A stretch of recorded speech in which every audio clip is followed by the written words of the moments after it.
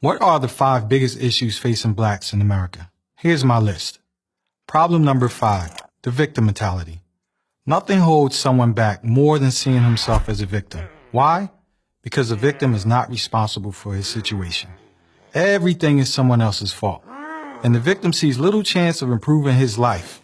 How can he get ahead if someone is holding him back?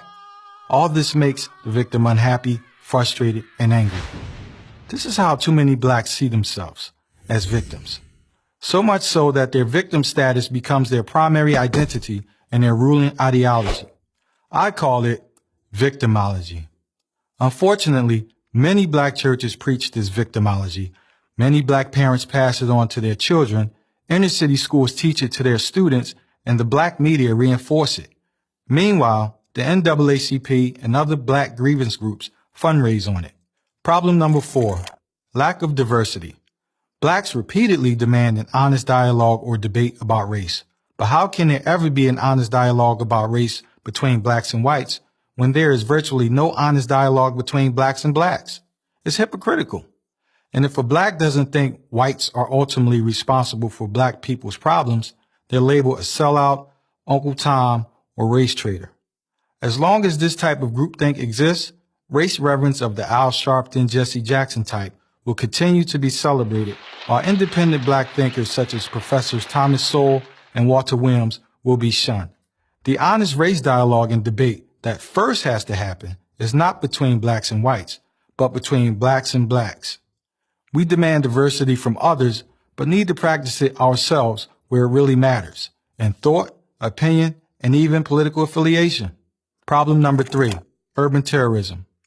As just about everyone knows, but too few talk about publicly, in majority black cities, violent black-on-black crime is rampant.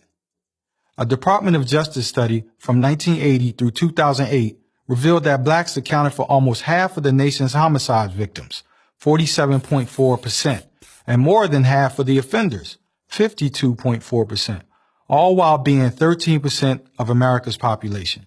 The Tuskegee Institute conducted a study of all known lynchings of blacks that occurred between 1882 through 1968. During this 86-year span, which is essentially the post-Civil War era up to the Civil Rights era, 3,446 blacks were reportedly lynched. Presently, black-on-black murder eclipses the number of blacks lynched over the course of 80 years, roughly every 6 months.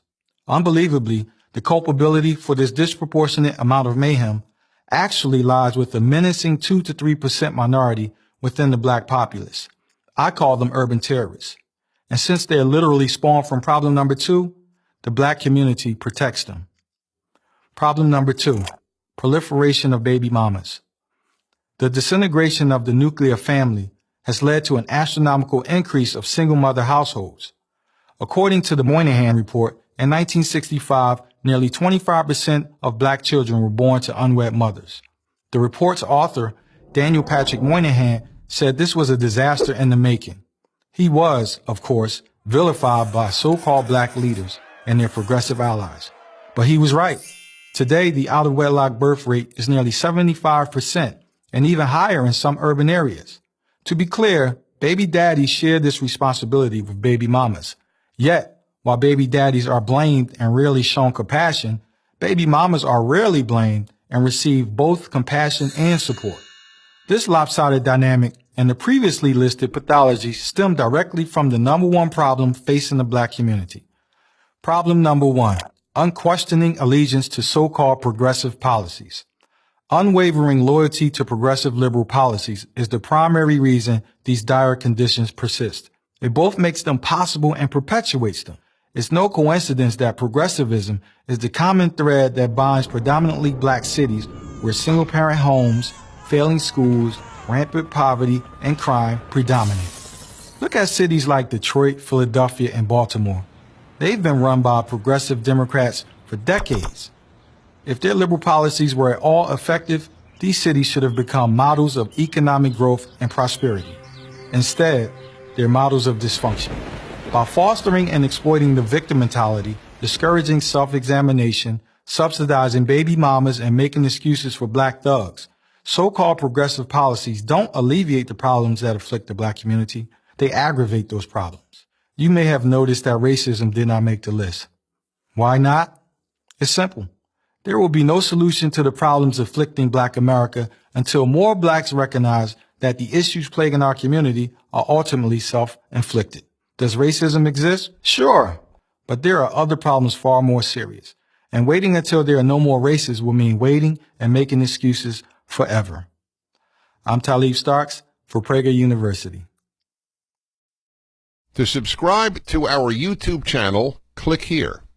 To help keep our videos free, donate here.